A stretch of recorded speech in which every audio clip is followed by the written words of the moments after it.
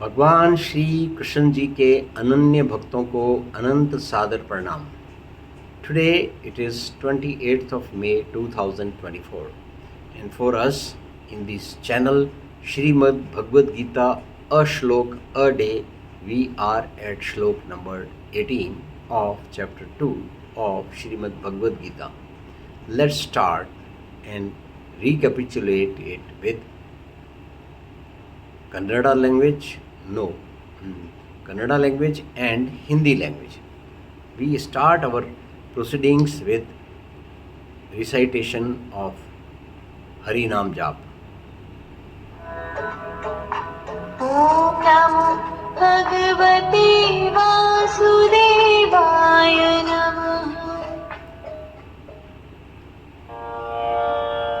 अन्तवन्त इमे देहा नित्यस्योक्ताः शरीरिणः अनाशिनो प्रमेयस्य तस्माद्युध्यस्व भारत।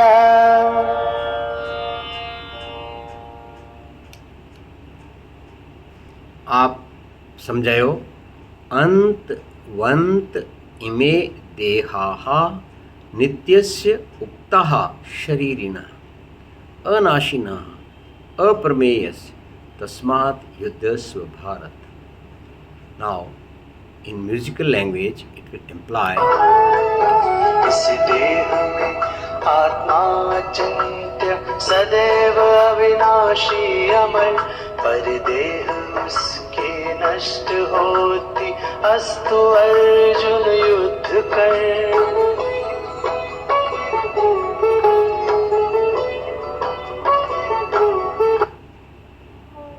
इस शरीर में आत्मा अविनाशी और अबोध गम्य है।